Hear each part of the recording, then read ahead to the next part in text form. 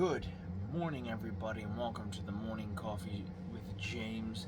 I'm James, and this show you're watching on Instagram, Facebook, YouTube, and hopefully BitChute. When I get this ball rolling again, when I get everything working again, I am gonna start doing some cool shit here. So what are we talking about today? We're talking about the 1989 Batman movie. Yes. Or as us cool kids like to call it, Batman. Because there is Batman the movie. There is the Batman. I'm the Batman. Don't worry about me. Hey, guys, I'm the Batman. Trust me. That's like one of my biggest annoyances about the new movies is the fact that like he's called the Batman instead of just being called Batman. You know, he's not the Batman, he's Batman. He's always been Batman. You know what I mean? He's not the Batman. It makes him sound like an absolute narcissistic asshole. And also one of my favorite eras of Batman too, from that early, when I was a kid Batman. Like that when I was like, let's see, I was born in 88, 89, 90, 91, 92. I was 4 years old when I got the glimpse of Batman, especially the dark version of Batman, that Tim Burton's Batman. And I have to say, both those eras are awesome. I mean, 89 Batman and Batman Returns were some of the best Batman ever. I don't care what anybody says, and I'm so sorry about. I really don't care about the controversy that movie had. Like, it's too dark. It's the Penguin was leaking stuff out of his mouth, and it was too dark and depressing. Me, it's a Batman movie. This is not Superman. You know, things end poorly for the villains in these movies. They don't have good endings. They all die poorly. Well, except for Catwoman, who survived that end of that movie because she's Catwoman. Meow. But yeah, it's a fun movie. I forgot how great that movie was. Like, a lot of people don't like it. A lot of people do like it. I'm in the category of I think it's a great classic movie. I think Batman Returns is the best sequel ever made for that movie. And then you get to Batman Forever, which I think is decent. I mean, it's a decent Batman movie. And in fact, I think it's a good damn Batman movie.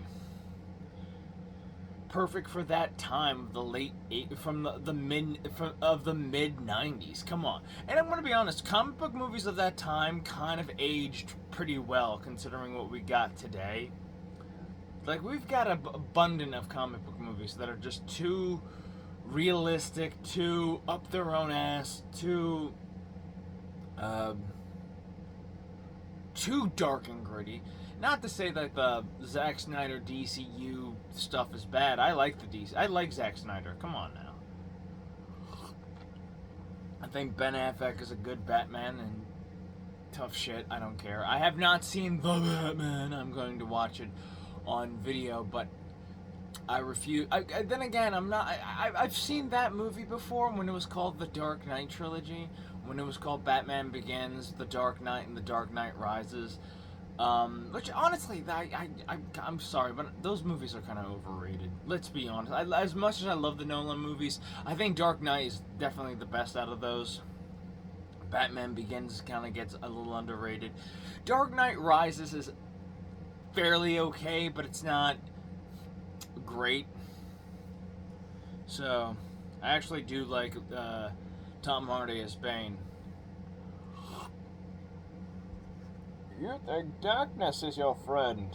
That is, I don't mind him. I don't like the fact that I wish they would have gone with Spanish Bane, because he's a Spanishman. He's actually he's just, you know, based on luchadors. You know, to hear a Carlo Montalban impression of that going, you think darkness is your friend. That sounds much more cooler than you think darkness is your friend. I was born in it, molded by it. But we're not talking about that. We're talking about 89 Batman. And I actually missed some. I actually like that movie. I was like, this movie still holds up. Like, Gotham City is still this dark, grimy, you know, very expressionist, German expressionist. His filmmaking too. So Tim Burton's, gritty, still like timeless kind of place. I have a theory about Gotham City, the fact that some of the technology is like a little bit dated. It's a bit like modern for that time and a bit dated. And the fact is that Gotham City's so poor is that they can't afford modern guns. So everything's like Tommy guns and double action revolvers. And then Colt 45s. They can't afford modern weapons. It's because it's in an economic downturn. And even in Batman Returns, it's like everything. Gotham City is like still like a shithole city. I mean, they got penguin men running around. And things got better in Batman Forever. A lot of people don't recognize that. In Batman Forever, Gotham City had a major like economic boom, and a lot of people shit on that movie for being bad, but no, I don't think the Schumacher movies are that bad. Yes, I will include for Batman and Robin. So wait a minute, you're telling me Batman and Robin, Batman Forever and Batman and Robin are not bad movies? Yeah, and I'm tired of pretending that they're not. Joel Schumacher made a pop culture opera out of those two. And I'm going to be honest, it's a good pop culture opera. They're fun, they're energetic. And I gotta admit, with Batman and Robin, especially with Batman and Robin, Batman Forever still is dark and gritty. It's still dark, I'm not going to lie. But Batman and Robin is a live action version. It's a big budget version of the Adam West show. I mean, despite the cast, I still think it's fun. It's one of the funnest Batman movies ever made. It's up there with the Batman the movie. But I'll get into the 89 Batman movie. The thing I like about this movie, and the thing I if you've never seen the movie, it's basically the origins. It's basically the Batman story of how he begins and how he meets the Joker and all that stuff. Basically, everybody's fear of Batman. Who's this Batman figure? Who's this guy? And he face offs against Jack Napier, played by Jack Nicholson. Who gets thrown into... They basically fight at Axis Chemicals. You know the story about this. He gets thrown into a vat of acid. Comes out looking like with white skin, green hair, and ruby red lips, and becomes the Joker. Which I think he's still one of the best Jokers, Jack Nicholson. You can call me Joker, and as you can see, I'm a lot happier. And the way he's murdering people too, he just has this glee in his eye. It's so fun. It's goddamn fun, ladies and gentlemen. This is what comic book movies are missing. The fun, the surrealism of its own world. You know what I mean? Hell, the way he kills people with the Axis chemicals too, like Smilex, where people just die with this horrible like grin on their face. Like, that is terrifying. And, as much as I think the Nolan series did that well and made that scary more realistic, I was hoping for, like, a little bit of the Black Dahlia kind of murder style where he just kind of, like, carved, the scars on his face. And instead of just taking the time to paint it, I would have appreciated that more. Or, like, again, I'm more of the guy who's like, let the comic book movies be comic book movies. You know what I mean? I don't care about realism a little bit anymore. I want to see like this, like the terrifying like smile on their face as they died. You know what I mean? Like, that's scarier when you've got a super villain who's like doing some like outrageous shit like that, like poisoning Gotham City's hygiene products and causing people to die like that, or going into an art museum, killing everybody except for Vicki Vale, played by Kim Basinger, and start dancing to Prince, who, and destroying some priceless art. You got, like, that is villainy right there. Like, damn it, people need to look at this movie and go, look at how fun he's having being a villain, just dancing to Prince, which I'll talk about in just a moment, and having a good time. You got also like the music by I'll talk about the music, but Michael Keaton's Batman is so... I love his Batman. Like, when he's Batman, when he's actually put on the outfit, and when he's in, like, you know, in the Batcave being himself, he's kind of... He's doing it damn well. You can tell this is a guy who knows what he's doing when he's Batman. He's not Arnold Schwarzenegger. Like, that's the funny thing. They wanted a big guy to do it. They got a small guy to do it, and that's the way you should do it. You shouldn't get a monster to be Batman. You should get a decent-sized human being to be Batman. Like, Batman's supposed to is our James Bond of America. And god damn it, is it fucking awesome. And the fact that he's just the way he does it too, because there's a scene where they're having the big casino event for saving the Gotham City festival. The way he's just like putting things, you know, putting in the pen there, and you know, in the tree, and you know, the glass there, you know, and when Vicki Vale's like, excuse me, which one of these guys is Bruce Wayne? And he goes, oh, I'm not sure. It's like, the way he does things, it's charming, but yet also kind of socially awkward. Like, this guy he's kind of forgotten how to be, like, sociable. I like that.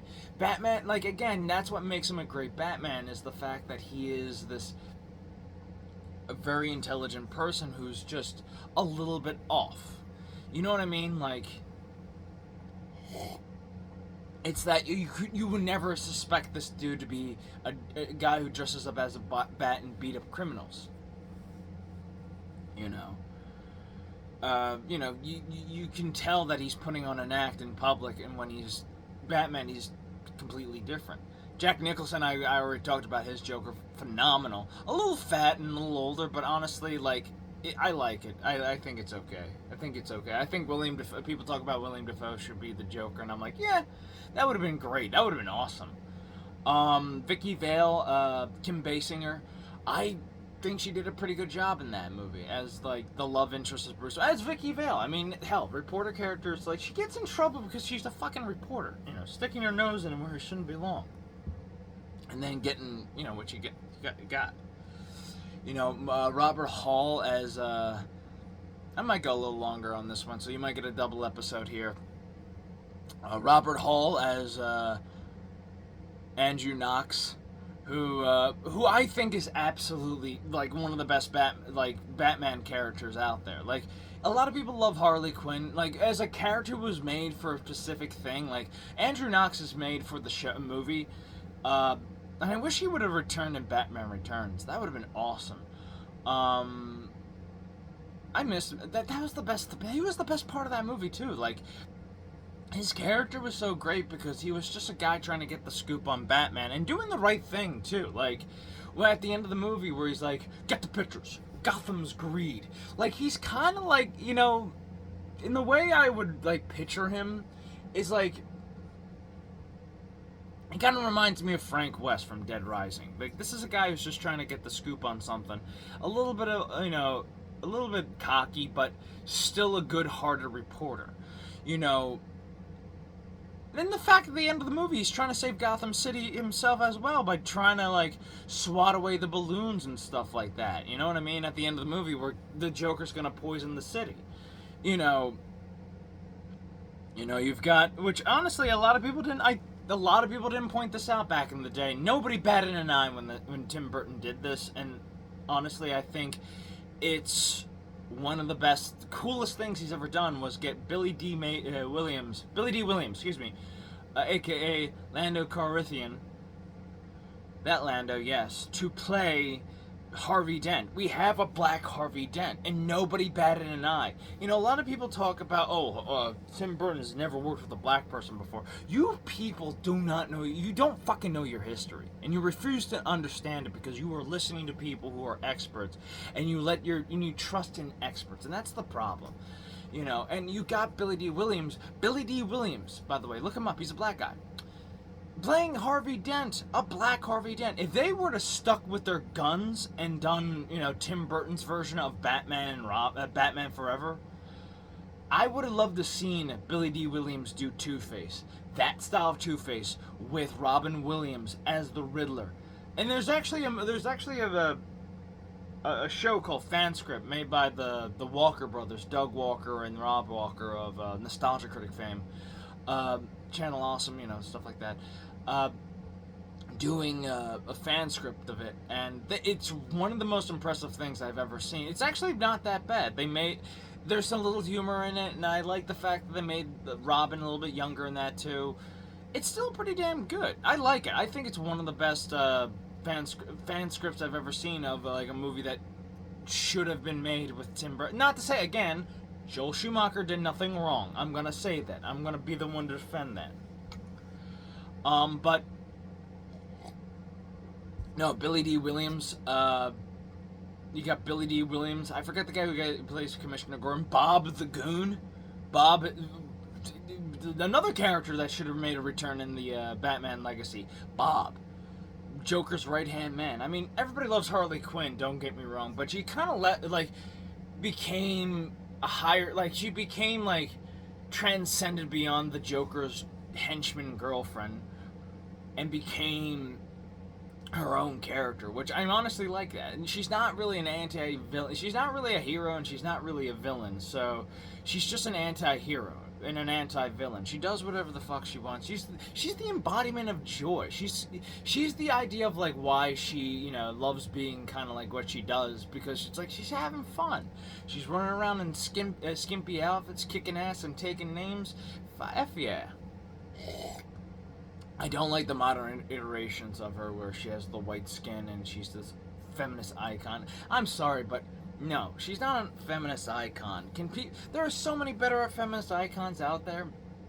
She's one of them, but she shouldn't be that level of feminist icon. It's no, she should be somebody who's yeah, I was in an abusive relationship and now I'm a better person. I'm in a better relationship. And yeah, if you want to make her a lesbian, fine. I would make her a bisexual. Well, I think she is a bisexual, so yeah, she is. Never mind. Don't listen to me.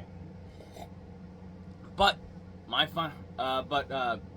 even the music. I'm going to talk about this because I got to talk about Prince and Danny Elfman. I'll talk about Danny Elfman first, and then I want to end it on a high note with Prince.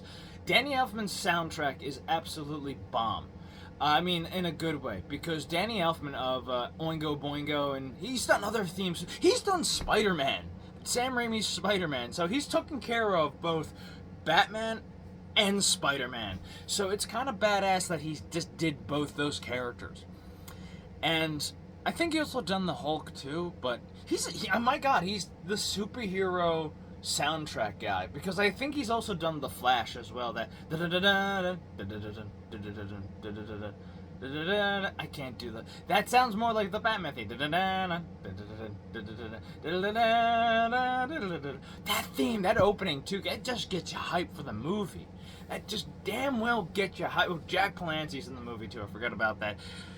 Is that you, Sugar Bums? Which he's phenomenal in that as well. And also one of the best Alfreds we had too. But again, back to Danny Elfman. Danny Elfman soundtrack is so goddamn amazing that I'm sorry, but that Waltz of that's one of the best Joker themes. Oh, second best. I'll talk about the one I do like.